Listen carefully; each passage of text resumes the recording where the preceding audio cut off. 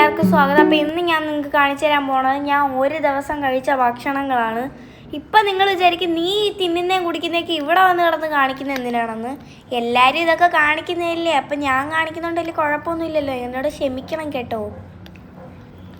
അപ്പം ഇന്നത്തെ രാവിലത്തെ ഫുഡ് എന്തിനാണെന്ന് വെച്ച് കഴിഞ്ഞാൽ കുറേ നാൾക്ക് ശേഷം നമ്മൾ ഗോതമ്പൂട്ടും പഴവും കഴിക്കുകയാണ്. സാധാരണ ഇവിടെ ഗോതമ്പൂട്ടിനോടെ കടലക്കറിയാണ് അമ്മ ഉണ്ടാക്കാറുള്ളത്. അപ്പോൾ ഇന്ന് റോബസ്റ്റ പഴമാണ്, പിന്നെ കൂടെ ഞാൻ കുറച്ച് പാലും എടുത്തിട്ടുണ്ട് കുടിക്കാൻ. അപ്പോൾ ഇന്ന് എന്താണെന്ന് അറിഞ്ഞൂടെ, രാവിലെ നല്ല കാറ്റായിരുന്നു. ഇന്നലെ രാത്രി നല്ല കാറ്റ്, നല്ല രസമൊക്കെ ആയിരുന്നു. ഇനി ചുഴലിക്കാറ്റ് വല്ലതും വരാൻ പോണേണെന്ന് ആർക്കും അറിഞ്ഞൂടാ. അങ്ങനെയൊക്കെയല്ലേ ഇപ്പം കാറ്റ് വരുന്നത്. അപ്പോൾ ഉച്ചയ്ക്ക് ചോറിനോടുള്ള കറികളെല്ലാം രാവിലെ തന്നെ സെറ്റായി. അപ്പോൾ ഞാൻ വിചാരിച്ചൊന്ന് പൊതിഞ്ഞായിട്ട് വെച്ച് പൊതിച്ചോറാക്കിയിട്ട് കഴിക്കാമെന്ന്. അപ്പോൾ ഇന്നെന്തായാലും ശനിയാഴ്ചയല്ലേ, പ്രത്യേകിച്ച് പരിപാടികളൊന്നുമില്ല, നമുക്കങ്ങ് ആഘോഷിക്കാമെന്ന് വിചാരിച്ചു. ഇങ്ങനെ പൊളിയായിട്ട് കഴിക്കാം. അതിന് വേണ്ടിയിട്ട് നമുക്ക് ചോറിടുന്നതിന് ആദ്യമായിട്ട് മുന്നേ നമുക്ക് കുറച്ച് ഉപ്പ് ഇടണം. അതിൻ്റെ മുകളിൽ, ഇലേൻ്റെ മുകളിൽ. ആരൊക്കെയോ ഇങ്ങനെ ഇലയിൽ ഉപ്പിടുന്ന വീഡിയോ ഉണ്ട്, അതുകൊണ്ടാണ് ഞാനും ഇങ്ങനെ ചെയ്യുന്നത്. ഇതെന്തിനാന്ന് വെച്ച് കഴിഞ്ഞാൽ സാധാരണ നമ്മുടെ ചോറിൽ ഉപ്പ് വല്ലതും കുറയാനൊക്കെ തോന്നിക്കഴിഞ്ഞാൽ നമുക്ക് നല്ല ഉപ്പിലൊക്കെ കഴിക്കാൻ വേണ്ടിയിട്ടാണ്. അപ്പോൾ അതാണ് നമ്മൾ ഈ ഇലയിൽ ഉപ്പിട്ട് നന്നായിട്ട് വിതറിയതിന് ശേഷം നമ്മൾ കുറച്ച് ചോറിട്ട് കൊടുക്കുകയാണ് കഴിക്കാൻ. ഇനി നമുക്ക് ചമ്മന്തി എടുത്ത് വയ്ക്കാം ചോറിൻ്റെ വറുത്തോട്ട്. ഇനി നമുക്ക് ഇതിൽ ക്യാരറ്റ് മെഴുക്കുവരട്ടി വെച്ച് കൊടുക്കാം.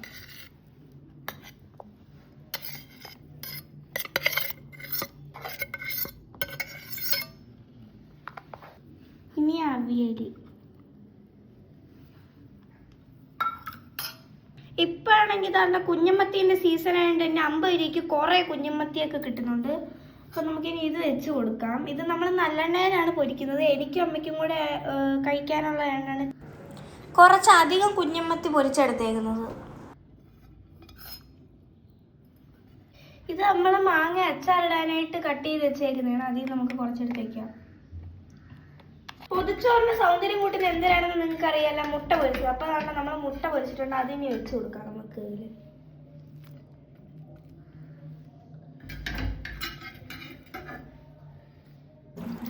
അപ്പം ഇനി ഇത് പൊതിഞ്ഞായിട്ട് വയ്ക്കുക. എന്നിട്ട് അടുത്ത പരിപാടി ഇനിയുണ്ട്.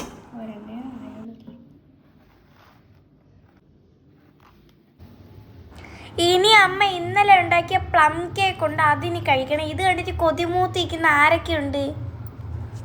പ്ലം കേക്ക് ഉണ്ടാക്കി കഴിഞ്ഞാൽ ഉണ്ടാക്കിയ ദിവസം തന്നെ മൊത്തം എടുത്ത് വെച്ച് കഴിക്കാതെ പിറ്റേ ദിവസം വേണം കഴിക്കുക. അപ്പോൾ നല്ല അടിപൊളി ടേസ്റ്റ് ആയിരിക്കും.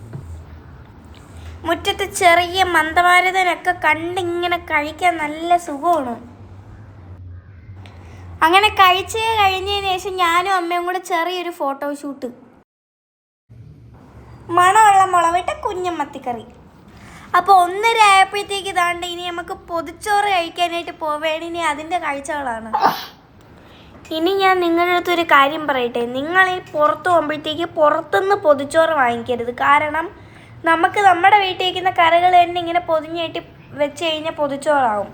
പിന്നെ കടയിൽ നിന്ന് ഈ പൊതിയുന്നതൊക്കെ ബംഗാളിയാണ്. നിങ്ങൾക്ക് ബംഗാളി പൊതിച്ചോറ് തന്നെയാണ് ഇഷ്ടം, അതാ മലയാളി പൊതിച്ചോറാണ്.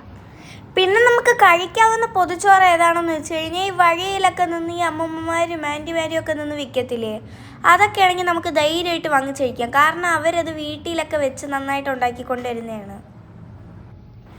അപ്പം ഞാൻ ചില സമയത്തൊക്കെ ഇങ്ങനെ വഴിയിൽ നിന്ന് വിൽക്കുന്നവരുടെ നിന്നൊക്കെ വാങ്ങിച്ച് പൊതിച്ചോറ് കഴിക്കാറുണ്ട്. നല്ല ടേസ്റ്റാണ് കൂട്ടുകാരെ അത് കഴിക്കാൻ.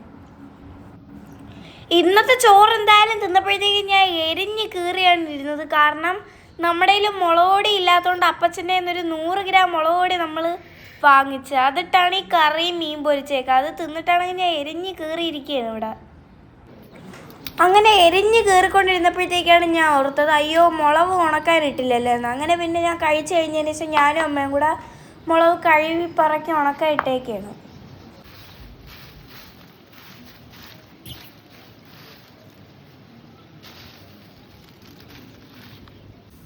അങ്ങനെ ആ മുളവിൻ്റെ എരി മാറ്റാനായിട്ട് ഞാനാണെങ്കിൽ ഒരു ലോട്ടസ് ബിസ്കോഫിൻ്റെ ബിസ്ക്കറ്റും എടുത്ത് വെളിയിൽ ചെന്നിരുന്ന് കഴിക്കുകയാണ്.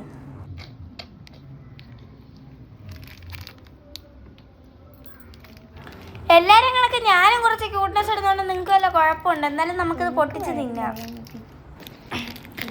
ഇത് ഞാൻ ഇന്നാണ് നിങ്ങൾക്ക് കാണിച്ചത് ബിസ്ക്കറ്റാണ്. ഞാൻ ഇത് ആദ്യം കാണിച്ച 30 രൂപേൻ്റെ ആയിരുന്നു. ഇപ്പോൾ വേണ്ട 10-ൻ്റെയാണ്. ഈ 10-ൻ്റെ ബിസ്ക്കറ്റിന് ഒരു പാക്കറ്റിൻ്റെ അകത്ത് 4 ബിസ്ക്കറ്റാണ് വരുന്നത്. ഒരു രക്ഷയില്ലാത്ത ക്യാരമലിൻ്റെ ടേസ്റ്റാണ്. എന്താ സുഖമെന്നറിയാമോ അങ്ങനെ കാറ്റും കൊണ്ടിരുന്ന് തിന്നാൻ.